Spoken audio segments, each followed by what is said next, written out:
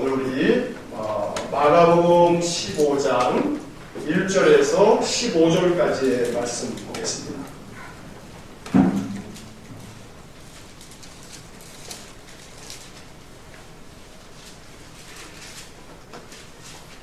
신약성경 82쪽 마가복음 15장 1절로 15절까지의 말씀, 우리 함께 말씀 읽겠습니다. 새벽에 대제사장들이 즉시 장로들과 서기관들 곧 온 공회와 더불어 운운하고 예수를 결박하여 끌고 가서 빌라도에게 넘겨주니, 빌라도가 묻되 내가 유대인의 왕이냐? 예수께서 대답하여 이르시되 내 말이 옳도다 하시매 대제사장들이 여러 가지로 고발하는지라.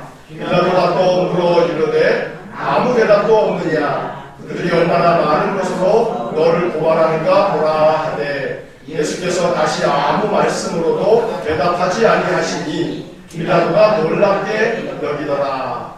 명절이 되면 백성들이 요구하는 대로 제수 한 사람을 놓아주는 전례가 있더니, 빌라를 꾸미고 그 빌라 중에 살인하고 체포된 자 중에 바라바라 하는 자가 있는지라. 우리가 나아가서 전례대로 하여 주기를 요구한대. 빌라도가 대답하여 이르되 너희는 내가 유대인의 왕을 너희에게 놓아주기를 원하느냐 하니, 이는 그가 대제사장들이 시기로 예수를 넘겨준 줄 알미노라. 그러나 대제사장들이 우리를 충동하여 도리어 바라바를 놓아달라 하게 하니, 빌라도가 또 대답하여 이르되 그러면 너희가 유대인의 왕이라 하는 일을 내가 어떻게 하랴? 그들이 다시 소리 지르되 그를 십자가에 못 박게 하소서. 빌라도가 이르되 어찌냐 무슨 악한 일을 하였느냐 하니, 더욱 소리 지르되 십자가에 못 박게 하소서 하는지라. 빌라도가 우리에게 만족을 주고자 하여 바라바는 놓아주고 예수는 채찍질하고 십자가에 못 박히게 넘겨주리라. 아멘. 자, 오늘 15절까지의 이야기를 보면 여러분 성경책에 덩어리가 두 덩어리로 되어 있죠. 자, 1절부터 5절까지는 1절 위에 제목이 이렇게 붙어 있어요. 뭐라고 되어 있습니까? 빌라도가 예수께 묻다. 자, 물어보는 게 그 질문이 나오지요. 네가 유대인의 왕이냐? 예수님이 뭐라 그래요? 네 말이 옳도다. 대제사장들을 비롯해서 많은 이들이 여러 가지로 예수님을 막 고발한단 말이에요. 어떻게든지 간에 죄를 뒤집어 씌워서 뭐 하려고요? 죽이려고요. 자, 4절에 보니까 빌라도가 또 물어봐요. 근데 예수님이 어떻게 합니까? 아무 대답도 없느냐 하고서 물어볼 때 예수님이 아무 대답을 하지 않아요. 그들이 얼마나 많은 것으로 너를 고발하는가 보라 이러면서 대답을 종용하지만 5절 말씀에 보면 예수님 대답합니까? 안 합니까? 대답을 안 해요. 예수께서 다시 아무 말씀으로도 대답하지 아니하시니 빌라도가 어떻게 여겨요? 놀랍게 여기더라. 자, 첫째는 이 5절까지의 이야기가 한 문맥이고, 그 다음에 6절서부터 15절까지는 또 하나의 이야기가 나오는데 제목이 뭐로 되어 있습니까? 십자가에 못 박히게 예수를 넘기다. 빌라도가 예수님을 십자가에 못 박게 넘겨주는 거죠. 바라바를 놓아주랴, 너희들이 유대인의 왕이라 하는 자를 놓아주랴. 그랬더니 이미 대제사장들이 백성들을 충동질해가지고 바라바를 내놓으라. 예수는 어떻게 하겠느냐 그랬더니 십자가에 못 박아라. 이렇게 해서 예수님을 십자가에 못 박게 넘겨주는 겁니다. 자, 이야기는 우리가 잘 아는 이야기예요. 근데 이제 이 이야기 속에서 우리가 이제 생각해야 할 여러 가지를 한번 구절구절을 한번 보려고 합니다. 자, 1절을 한번 보겠습니다.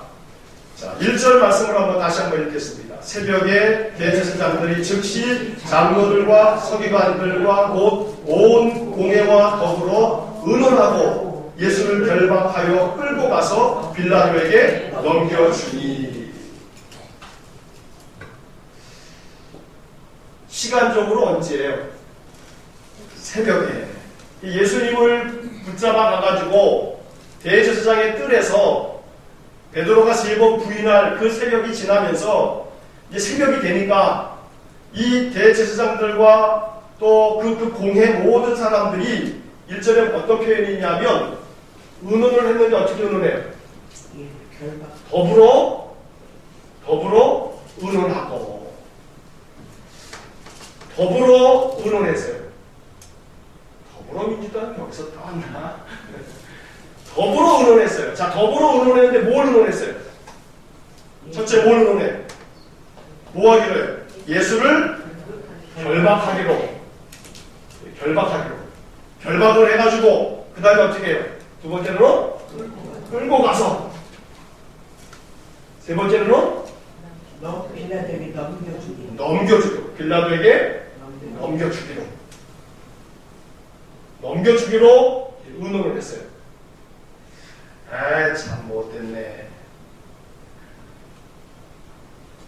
모여서 의논하려면 뭘 좀 의논해야 돼요? 좀 소위 말해서 건설적인 거. 우스갯말로 그랬다죠. 우리 좀 모였으니 오늘은 좀 건설적으로 얘기합시다. 그랬더니 그래, 요즘에 부동산 경기가 어떤가? 요즘 건설 경기가 어때?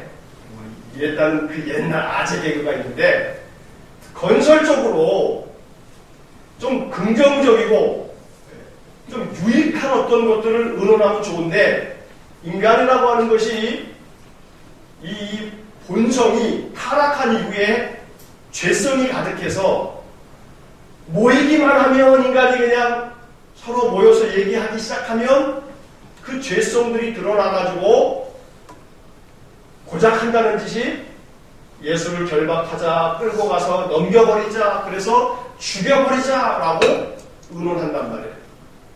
자, 창세기 6장 5절을 한번 찾아보시겠습니다. 창세기 6장 5절.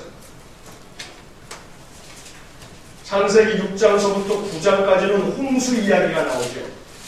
자, 그럼 홍수 이야기가 시작되기 전에 하나님이 왜 홍수를 일으켜서 인간을 싹 쓸어버리냐면 6장 5절에, 창세기 6장 5절에 이렇게 말씀이 되어 있어요. 한번 읽어보겠습니다. 여호와께서 사람의 죄악이 세상에 가득함과 그의 마음으로 생각하는 모든 계획이 항상 악할 뿐임을 보시고. 자, 하나님께서 보셨어요. 뭘 봤냐 하면 사람의 죄악이 어떤 것을 봤어요? 세상에 가득한 것을 봤어요. 사람의 죄악이 세상에 가득하고요. 그 다음에 뭐라고 되어 있냐면 그의 마음으로 생각하는 모든 계획이, 생각하는 모든 계획이 어때요? 악할 뿐임을, 항상 악할 뿐임을. 이게 인간의 죄성이에요. 생각하는 모든 계획이 그저 와가지고 모여와서 의논한다라고 하는 이 의논이 그저 생각하는 게, 그 생각하는 모든 계획이 항상 어떻게 해요? 악하단 말이에요. 악하단 말이에요. 그 옛날 노아의 홍수 때도 그랬고 예수님 당시도 그렇고 지금도 마찬가지예요. 지금도. 그러니까 함께 모여가지고 의논할 때 우리의 의논이 좀 전에 말씀드린 것처럼 건설적인, 하나님 나라에 유익한, 하나님 나라를 건설할 수 있는 그런 의논이 아니라면 이 의논들은 안 하는 게 좋아. 그래서 모여서 의논만 하면 마지막 결론은 생각하는 모든 계획이 악한 대로 흘러가면, 그러면 이게 더불어 안 하는 게 좋아. 결국 이 공회라고 하는 곳에 모여가지고 이 공회에 모인 사람들이 말이에요. 도둑놈들이 모였어요? 이 공회에 누가 모였어요? 여기 나와 있죠. 마가복음 15장 1절에 자, 대제사장들이 즉시 누구와 더불어? 장로들과 서기관들. 그러니까 이 공회에 대제사장들 그리고 장로들 그 다음에 서기관들. 이 서기관이라고 하는 것은 글 쓰는 사람을 얘기하는 게 아니라 학자들, 율법학자들. 그래 소위 대제사장, 장로, 서기관들이라고 하는 이 공회에 모인 사람들이 이게 다 종교적인 사람이란 말이에요. 신앙이 있어요, 없어요? 있어요. 나름대로 하나님 섬겨요, 안 섬겨요? 섬겨요. 율법 지켜요, 안 지켜요? 지켜요. 율법 나름대로 열심히 잘 지킨다라고 하는 사람들이 그저 모여가지고 더불어 의논한다라고 하는 것이 그 옛날 노아 쪽에 있었던 모여가지고 생각하는 모든 계획이 그저 항상 악한 것만 꾸미고 있더란 말이에요. 악한 것만 꾸미고 있어요. 이것이 인간의 이 죄성 가득한 인간의 모습을 다시 한번 보게 되는 거예요. 그리고 이 모습이 2000년이 지난 오늘 우리 시대에도 오늘 우리 시대에도 이 공회라고 하는 것을 뭘로 바꾸면 돼요? 교회 안에 목사들과 장로들과 권사들과 안수집사들과 집사들이 더불어 의논하되 생각하는 모든 계획이 항상 악한 겁니다. 요즘에도요, 아이고, 교회 안에서 싸우는 거 대단해요. 막 장로 목사 싸우는 거 아주 어마어마해요. 교인과 교인들이 싸우는 거 어마어마해요. 막 용역을 불러요. 용역 들어봤죠? 용역은 이 정치판에서 뉴스에나 듣는 게 아니고요. 교회도 마찬가지예요. 그래서 네 편 내 편이 있어가지고 이쪽에서 용역 불러가지고 저쪽 편 예배당에 못 들어오게 하고 저쪽 편 예배당 들어오려고 또 막 그냥 예배당 앞에서 막 강목 들고 쇠파이프 들고 실제로 그런 교회들이 한국 교회 안에 지금도 있어요. 더불어 의논한다라고 하는 것 자체가 사실은 2000년 전의 이야기가 아니라 지금도 현재 진행형입니다. 그래 좋은 교회, 어떤 교회가 좋은 교회냐면 더불어 의논하는 것이 항상 건설적인 교회. 하나님 나라를 건설해야지. 교회가 교회되게 해야지. 이렇게 의논하는 교회. 바로 이것이 주님이 원하시는 것일 텐데 이 2000년 전에 대제사장들과 이 종교 지도자들이 그렇지 못했어요. 자, 오늘 우리들이 사람들이 함께 모여서 의논할 때마다 우리가 의논하는 바가 도대체 모든 생각하는 계획이 선한가 악한가 늘 생각할 수 있도록 오늘 이 말씀을 우리들의 마음속에 이렇게 품어두어야겠어요. 그래서 두세 사람이 모이면 내 이름으로 모이면 그러면 내가 그들 중에 있겠다 주님 말씀하셨는데 요즘에는 그 성경이 바뀌었다잖아요. 두세 사람이 모이면 내가 절대 거기 안 간다. 교인들 두세 사람이 모인 곳에는 절대 난 거기 안 간다. 내가 그들 중에 있느니라 했는데 난 절대 거기 안 간다. 왜? 그들이 내 힘을 보니까. 예수님이 그런다. 그들이 내 힘을 보니까. 두세 사람만 모이면 교인이 내 힘을 보는 거예요. 내 힘을. 예수님이 힘을 보는 거야. 그러니까 예수님이 거기 안 간다잖아요. 두세 사람만 모여도 거기 안 간다잖아요. 이것도 아재개입니다. 그러니까 더불어 의논을 하려면 건설적이고 사랑에 가득 찬 그러한 의논이 되어져야겠다라고 하는 것을 우리가 이 말씀을 생각하면서 반면교사로 이 말씀을 받아들여야겠어요. 자, 4절을 보면 빌라도가 또 물어 이르되 아무 대답도 없느냐? 그들이 얼마나 많은 것으로 너를 고발하는가 봐라. 근데 예수님은 이 빌라도의 이 대답을 왜 안 해? 좀 대답 좀 해봐. 너가 이 고발을 당할 이유가 없잖아. 너 억울하잖아.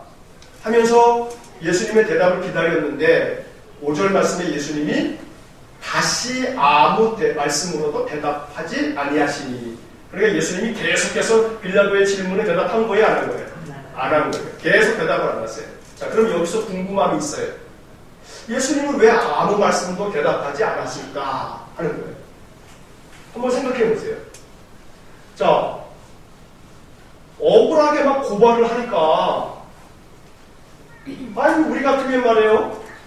아니다 그건 아니다. 이건 틀렸어. 이거는 모함이야. 하면서 가려내야 될 거 아니겠어요. 근데 예수님은 그 많은 고발을 당하면서 들으면서도 예수님이 아무 말씀으로도 대답하지 않더란 말이에요. 왜 그랬을까? 예수님 마음이 좋아서. 그럴 수도 있지만 지금 이 상황이 당신을 죽이려고 하는 그런 이 모함을 막 있지도 않은 얘기들을 하고 있는데 예수님이 왜 아무 대답이 없으실까? 이 생각해 볼 일이란 말이에요. 여러 가지 대답이 가능해요. 여러분들 어떻게 생각하세요? 왜 예수님은 아무 말씀도 안 하셨을까? 뭐 여러 가지가 다 가능한데 이런 생각을 해볼 수 있어요. 첫째로는 뭐 쉽게 이런 거죠. 대답할 가치가 있어요, 없어요? 없어요. 대답할 가치가 없어. 다시 말하면 상대할 가치가 있어요, 없어요?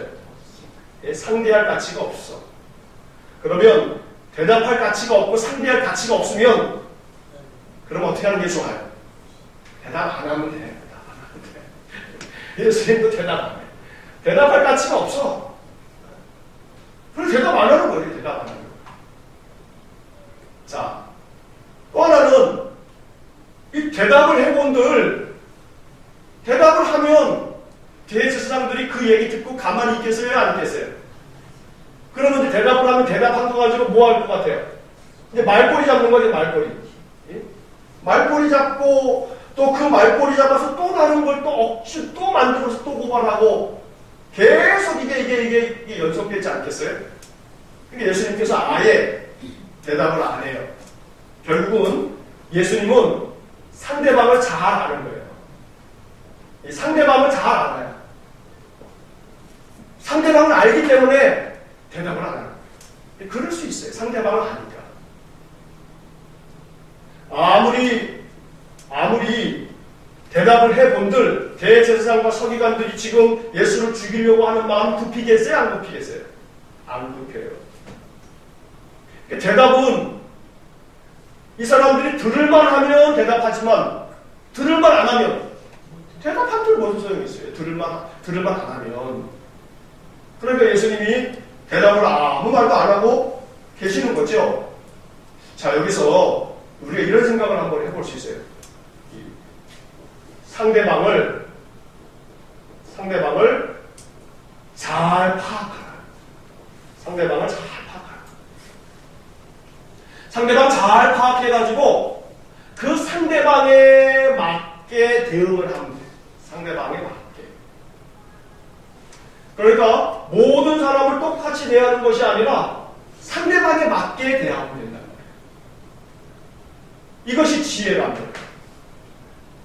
예수님은 아무 대답도 안 함으로 이 자기가 죄를 다 짊어지고 가고 있지만 대답해 본들 그 무죄를 주장해봤자 아 그러세요 무죄시군요 그럼 우리가 잘못했네요 하고 물러서겠어요? 대제사장들이? 아니 절대 안 그러죠. 그러니까 상대방을 아니까 그냥 두는 거예요. 우리가 예수님께서 이렇게 행하시는 것을 보면서 이 상대에 따라서 내가 어떻게 해야 할지를 잘 판단하고 또 그거에 따라서 행동할 줄 아는 그러한 지혜가 우리에게 있기를 간절히 축복합니다. 자, 그 뒤에 보면 빌라도의 반응이 오늘 이 이야기 속에서는 제일 중요한 거예요. 1절부터 5절까지 이야기 속에서 오늘 제가 좀 강조하려고 하는 것은 이 5절 마지막 부분에 빌라도가 어떻게 여겨요? 놀랍게 여기더라. 자, 이게 중요한 것이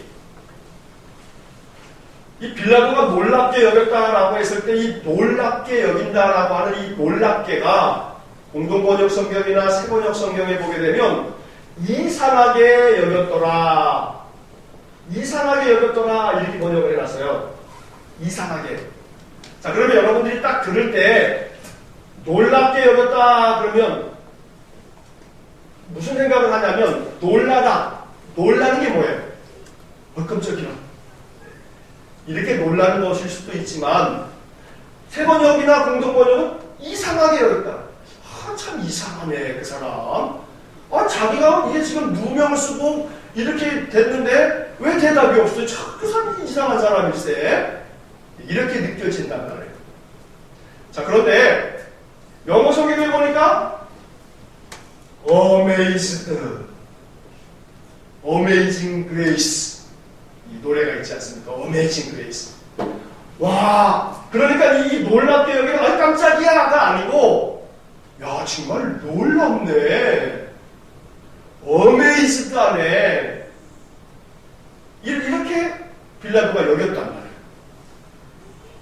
무슨 얘기냐면 이 뉘앙스가 어떤 뉘앙스냐면, 야, 자기가 억울할 텐데도 불구하고 아무 대답도 않고 그냥 자기를 항변하지 않네. 와, 어메이징이다, 어메이징.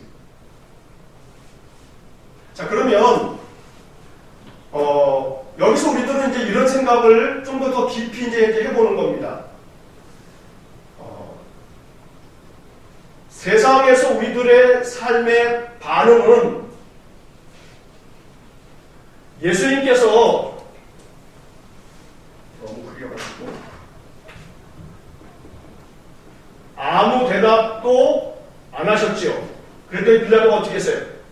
놀랍게 여겼어요. 아주 amazed 했어요. amazed. 아주 놀라움을 금치 못했어요. 네? 이것도 안 보이죠? 펜을 조금 두꺼운 거를 이게 더워지려나? 자, 놀랍게 여겼어요. 이것은 빌라도의 반응이에요. 빌라도의 반응인데, 다시 말하면 세상 사람들의 반응, 세상의 반응. 무슨 얘기냐면 그리스도인이 어떤 행동을 하게 되면, 그러면 그 그리스도인의 행동에 대해서 세상 사람들은 무언가 어떤 식으로든 반응을 보여요. 반응을 보여요. 그리스도인의 행동이 참 다르다. 그러면 사람들은 어떻게 하겠어요? 아, 참 다르네. 그리스도인 답네. 예수 믿는 사람 답네. 근데 그리스도인들의 행동이 아주 개차반이야. 그럼 사람들은 어떤 반응을 보이겠어요? 어떻게 예수 믿는 사람들이 그럴 수 있어? 옛날에는 그랬어요. 요즘에는 어떤지 알아요? 내 그럴 줄 알았어. 내 그럴 줄 알았어. 교회 다니지? 아마 교회 다닐 거야. 그리스도인들의 행동이 아주 못된 행동을 하면 요즘 사람들은 뭐라고 먼저 물어보냐면 그 사람 교회 다녀? 이렇게 먼저 물어보는 거잖아요. 이게 세상 사람들의 반응이 됐어요. 예수님이 아무 대답도 없는 이 행동을 하자 빌라도는 깜짝 놀라요. 어떻게 그럴 수가 있지?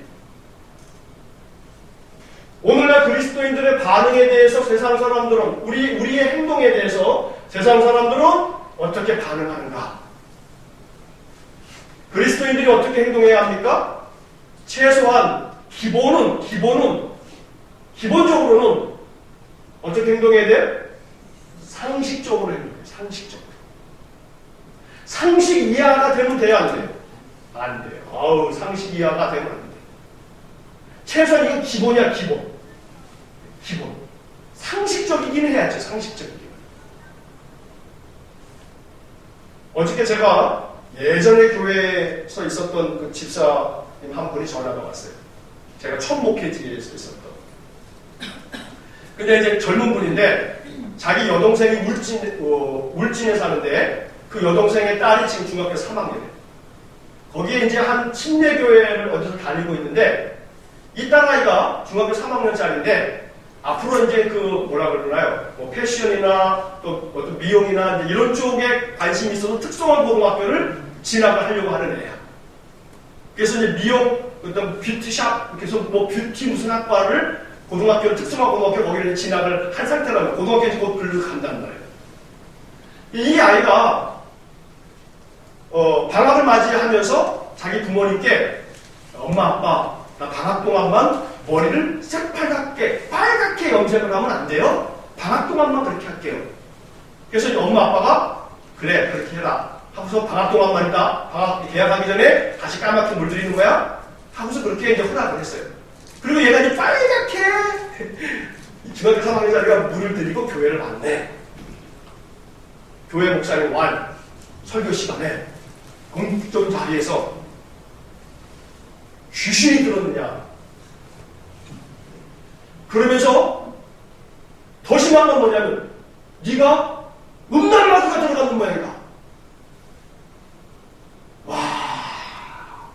그래가지고 이 아이도 그렇고 이 부모도 그렇고 막 울고불고 난리가 나.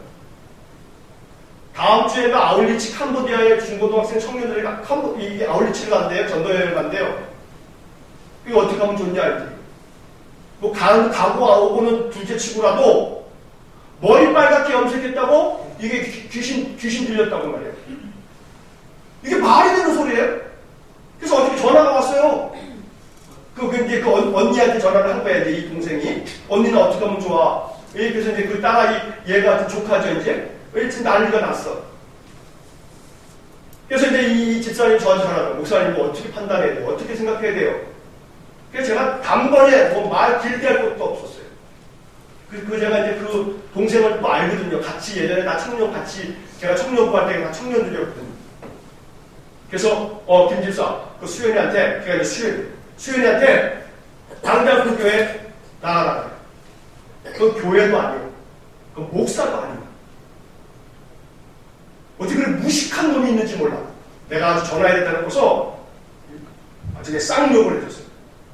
아니, 무식한 놈도 그런 무식한 놈이 없다고. 머리를 염색했다고, 귀신이 들렸다고, 내가 왜 그러지? 진짜. 미친놈이지. 그러니, 그러면서 이제, 엄마가 아마, 이제 그 공개 석상에서 이제 예배 중에 그랬다는데 그 얘기를 안 할 수가 없어 얘기를 했대요. 목사님 얘가 이렇게 고등학교를 가게 되고 그래서 방학 동안만 이렇게 하고 싶어서 하겠다 해서 그렇게 허락을 한 겁니다. 그래서 짧게 얘기를 했는데 내놓고 목사가 이야기하면 하나님 말씀처럼 받아들여야지. 네? 또 그랬다는 거요. 와, 때문에 제가 흥분이 안 되겠어요, 이거. 당장 그 교회 그만두고 나가. 그건 교회도 아니고, 목사도 아니고. 도대체 귀신이 들었다라고 하는 것을 머리 빨갛게 물들였다라고 하는 것은 귀신 들렸다라고 하는 그렇게 얘기하는 그 정도라고 한다면 이건 상식도 없는 인간인 거예요. 상식도 없는 인간이에요. 도대체 영적인 것을 어떤 기준으로 영적인 것을 해석하는지 이건 아주 무식이 이게 그건 무식한 거예요. 무식한 거. 그래서 걔 염색한 거 얼마나 잘됐어? 이쁘면 칭찬해주고 또 다른 색깔로도 하라 그래. 상식적이어야 되는데 목사도 그렇고 교인들도 그렇고 상식적이지 않음으로 말미암아 세상 사람들이 비우는 거예요. 세상이 비웃어. 세상. 상식적이지 않은 우리 그리스도인들의 이 식견 때문에 이 무식함 때문에 우리들의 행동은 상식적인 것은 기본이고 여기다가 조금 더 플러스 시키자면 합리적이에요. 이성적이에요. 누가 듣더라도 그렇지. 그게 맞네. 그런 판단이 옳지. 그렇게 행동하는 게 바른 것이지. 이성적이고 합리적인 그러한 생각 속에서 행동할 줄 알아야 됩니다. 우리의 행동이. 그럴 때 세상 사람들이 볼 때 세상 사람들의 반응이 기독교인이라 좀 다르네. 그래서 기독교인들의 행동을 보면서 그 선한 행동을 보면 저 사람 예수 믿는 사람인가 보네. 이런 말이 나와야 되는데 못된 행동을 보면 저 사람 교인인가 봐. 이렇게 돼버리면 이게 참 안타까운 일이죠. 자, 그러니 이제 오늘 이 이야기를 보면서 말입니다. 빌라도가 깜짝 놀랐어요. 예수님이 아무 대답하는 거 안 하는 걸 보면서. 보통의 경우는 난리 나죠. 자기가 무고하다는 얘기를 얼마나 주장하겠어요. 그런데 예수님은 아무 주장하지 않는 예수님의 행동을 보면서 빌라도는 놀라움을 금치 못한 거예요. 결국 우리들의 행동에 대하여 세상 사람들의 반응이 진짜 놀랍다. 기독교인들 참 대단하네. 정말로 멋있고 고상하고 정말로 그 행함이 참 수준이 높다. 그들의 가치와 그들의 이상이 우리 보통 사람들하고는 좀 다르네. 이러한 평가를 들을 수 있어야 되는데 그렇지 못한 게 참 안타까운 거지. 자, 성경 구절을 한 몇 구절을 좀 보겠는데요. 빌립보서 2장 15절입니다. 신약성경 빌립보서 2장 15절 말씀입니다. 319쪽. 빌립보서 2장 15절 찾으셨으면 한번 같이 읽겠습니다. 이는 너희가 흠이 없고 순전하여 어그러지고 거스르는 세대 가운데서 하나님의 흠없는 자녀로 세상에서 그들 가운데 빛들로 나타내며 너희가 흠이 없고 순전하여 그래서 이 세상, 이 세대 가운데서 어떤 세대냐면 어그러지고 거스르는 항상 그런 이 악한 세대 가운데서 너희들이 흠이 없고 순전해서 하나님의 흠없는 자녀로 세상에서 그들 가운데서 뭐로 나타나라고요? 빛들로 나타나라 이 말이에요. 이 악한 세상에서 너희들이 참으로 흠없는 하나님의 자녀로 빛처럼 그렇게 나타나라 라고 이야기를 하고 있단 말이에요. 자, 좀 더 뒤로 가셔서 디도서 디모데전서, 후서, 그 다음에 디도서죠. 디도서 2장 10절 말씀입니다. 348쪽 디도서 2장 10절 한번 같이 읽겠습니다. 훔치지 말고 오히려 모든 참된 신실성을 나타내게 하라. 이는 범사에 우리 구주 하나님의 교훈을 빛나게 하려 함이라. 요게 이제 바로 앞에 구절에 보면 종들은 자기 상전들에게 범사에 순종하여 기쁘게 하고 거슬러 말하지 말며 훔치지 말고. 종들은 그렇게 해라. 기독교인인 종들은 이렇게 행동해야 된다. 너희들이 아무리 종이라고 해도 그 당시 종들이 그렇게 하는 것처럼 행하지 말고 너희들이 비록 종이어도 그리스도인이라면 오히려 모든 참된 뭘 나타내라 그래? 신실성을 나타내라. 여기에 신실성이라고 하는 말이 나와요. 신실성. 참된 신실성. 모든 일에 있어서 참된 신실성을 나타내라. 아주 믿음직하고 아주 성실한 모습을 너희들이 나타내라. 이렇게 나타냄으로 말미암아서 범사에 우리 구주 하나님의 교훈을 빛나게 하라. 결국은 우리가 신실하게 살아가면, 신실하게 행동하면 세상 사람들이 하나님의 교훈이 참 세상을 밝게 만드는 거구나 라고 그렇게 인정할 거란 말이에요. 근데 예수 믿는 사람들이 신실하지 않으면 어이구 그 예수가 도대체 뭘 가리키는 거야 라고 하는 비난이 누구에게로 가는 거예요? 하나님께로 가는 거죠. 그리스도에게로 가는 거란 말이에요. 그래서 참된 신실성을 나타내는 것, 이것이 세상에서 그리스도인들이 살아가야 할 삶의 모습일 겁니다. 자, 마지막 한 구절만 더 보겠습니다. 베드로전서 2장 12절입니다. 베드로전서 2장 12절 379쪽입니다. 379쪽 베드로전서 2장 12절 함께 읽겠습니다. 너희가 이방인 중에서 행실을 선하게 가져 너희를 악행한다고 비방하는 자들로 하여금 너희 선한 일을 보고 오시는 날에 하나님께 영광을 돌리게 하려 함이라. 믿음의 사람들에게 베드로가 권면하기를 너희가 이방인 중에서 살아갈 때 행실을 선하게 가져서 너희를 악행한다고 비방하는 그러한 사람들로 하여금 너희들의 그 선한 행동을 보고 하나님께 영광을 돌리게 해라. 이렇게 이야기하죠. 이 이야기는 예수님께서도 복음서에서 그렇게 말씀하시지 않습니까? 마태복음에서 너희 착한 행실을 보고 아버지께 영광을 돌리게 하라. 그러니까 예수님이 아무런 대답도 없었던 이것 자체가 빌라도로 하여금 깜짝 놀라게 만들었어요. 세상 사람들의 반응과는 다른 반응을 예수님이 보여주심으로써 정말 예수가 다르구만 이런 생각을 갖게끔 했단 말이에요. 오늘 그리스도인들의 삶이 바로 이와 같기를 성경의 여러 군데에서 이야기를 하고 있는 것입니다. 그래서 앞서도 말씀드린 것처럼 가장 기본은 상식적이어야 돼요.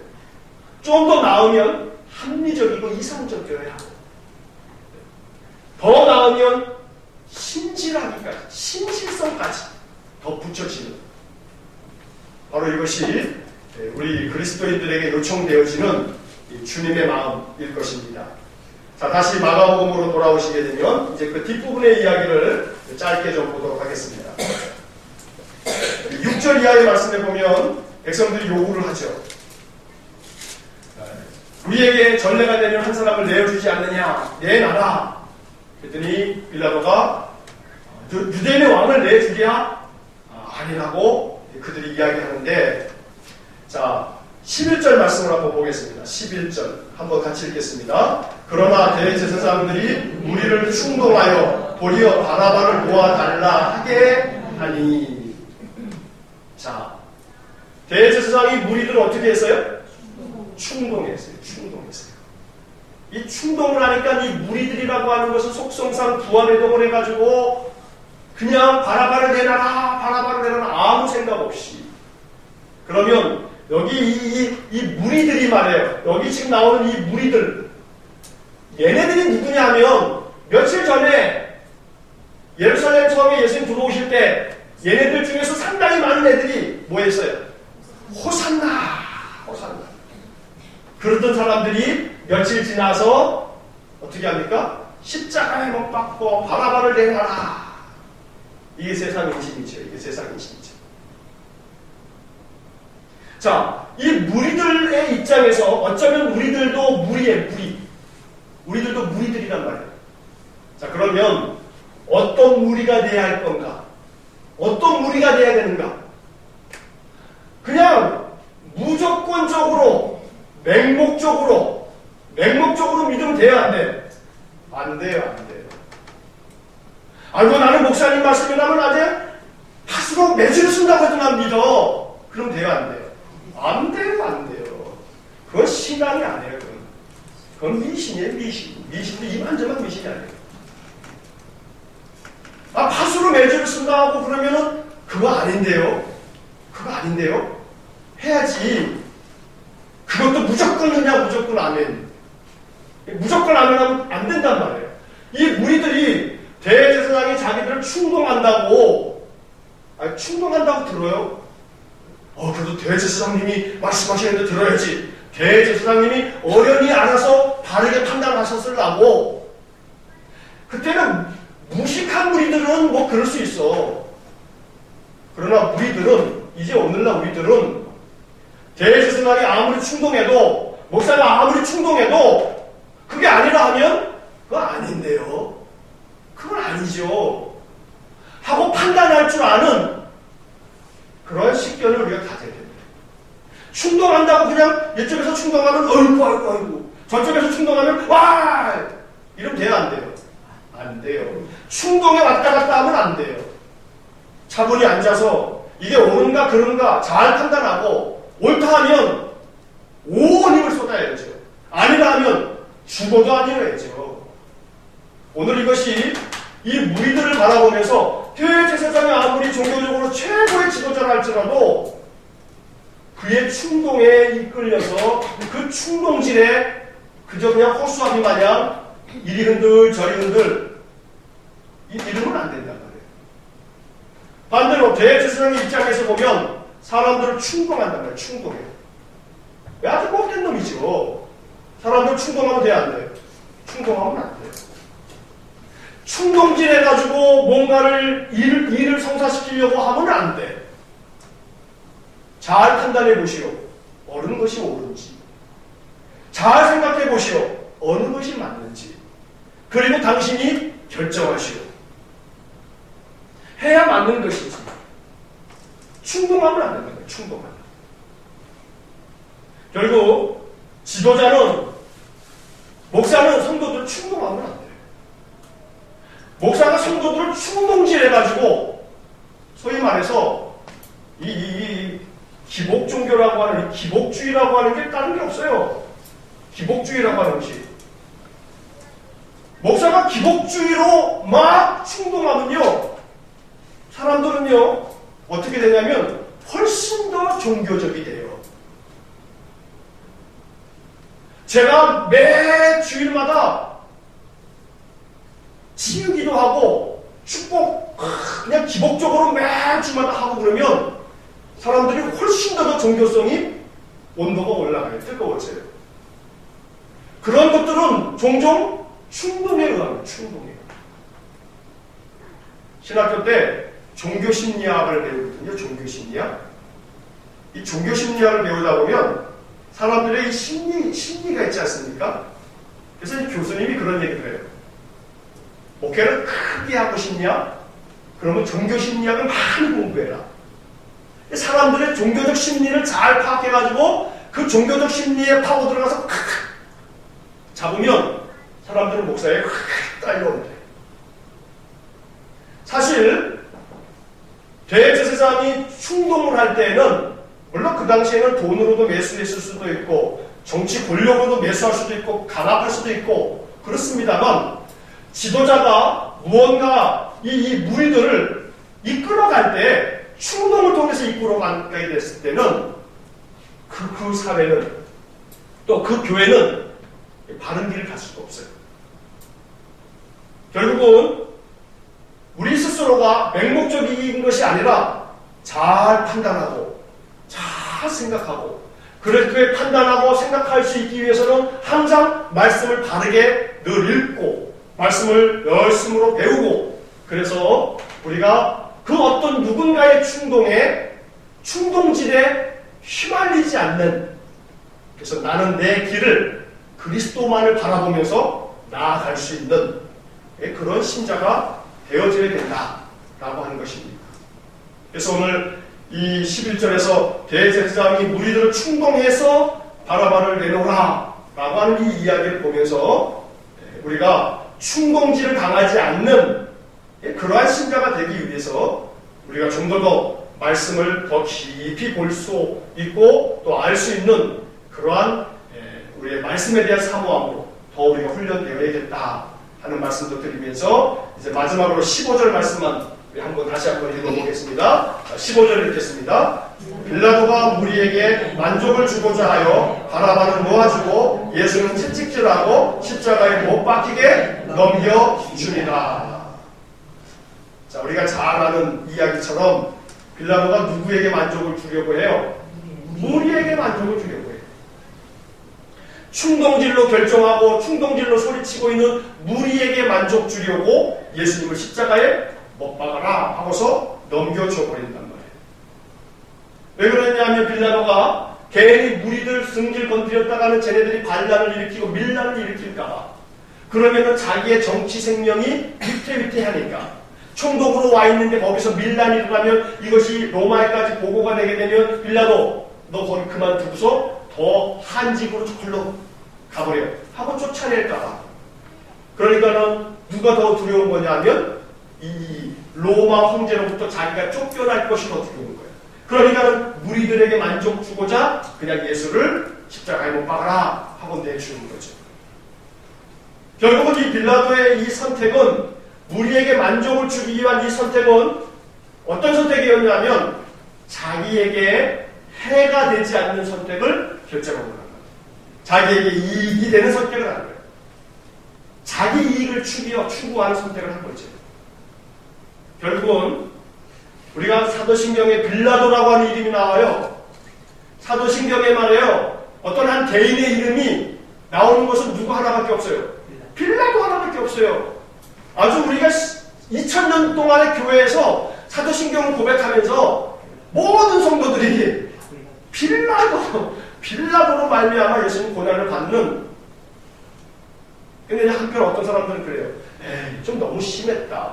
복음서에 보니까 빌라도는 예수님이 죄가 없다라고 하는 것을 잘 알았는데 뭐. 그래서 뭐, 야, 니네가 다 죄 뒤집었어. 나는 죄 없어. 하고 손도 씻고 말해요. 이 모든 피는 니네가 이 피값을 치러야 될 거야. 이런단 말이에요. 그러니까 어떤 사람들은 빌라도 동정론을 펴는 사람들이 있어요. 근데 그건 옳지 못해요. 빌라도 한 사람의 문제가 아니라 이 빌라도라고 하는 이 인간 유형은 뭘 얘기하는 거냐면 인간의 이기심. 인간의 이기심이 결국은 예수를 어떻게 한 거예요? 십자가에 못 박은 거예요. 십자가에 내렸다. 그러니까 빌라도로 말미암아 주님이 고난을 받았다라고 하는 이 이야기는 단순히 빌라도라고 하는 이 한 개인에 집착하면 안 되고 빌라도가 어떤 인간이에요? 이기적인 인간. 결국 인간의 이기심 때문에 예수는 죽었다라고 하는 이야기를 하고 있단 말이에요.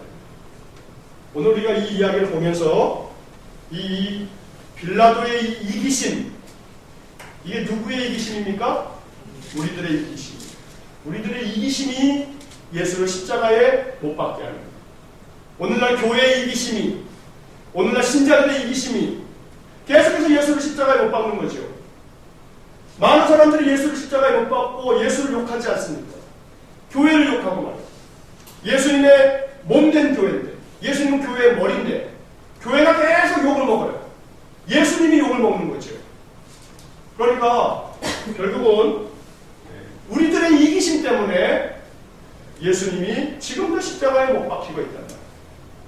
오늘 이 마가복음 15장의 이 이야기를 통해서 우리가 다시 한번 이 하나하나의 구절들을 음미하면서 나의 이기심이 예수님을 못 박히게 하는구나. 결국은 나의 이기심과의 이 싸움, 이게 영적 싸움일 거예요. 이기적이지 않을 수는 없어요. 그러나 그 이기심을 조금씩 비워가는 것. 이기심을 그리스도의 사랑으로 조금씩 채워가는 것. 이게 그리스도를 믿어가는 믿음의 여정이라고 말할 수 있을 것입니다. 네, 오늘 우리들이 이 말씀을 통해서 우리들의 마음속에 들려지는 하나님의 음성이 있기를 축원합니다. 함께 기도하시겠습니다. 사랑이 많으신 하나님 감사합니다. 마가복음 15장의 말씀을 읽고 이 기록된 말씀을 통해서 우리가 여러 가지를 또한 묵상합니다. 이 말씀들이 우리에게 주는 주님의 음성, 주님의 교훈을 마음으로 받아들이고 우리가 어떠한 신앙의 삶을 살아가야 할지 다시 한번 생각할 수 있도록 은혜를 내려 주옵소서. 말씀을 바라볼 때마다 말씀으로 우리 자신을 더 발전시켜 나갈 수 있도록 우리에게 말씀의 은혜를 허락하여 주옵소서. 이제는 우리 주 예수 그리스도의 은혜와 하나님 아버지의 극진하신 사랑과 성령의 감동하시고 교통하시고 역사하시니 주님을 배우고 주님을 통해 우리의 삶의 길을 찾아가기를 소원하는 머리 숙인 믿음의 사람들 위에와 몸된 교회와 성도들 위에 영원토록 함께 하시길 축원하옵나이다. 아멘.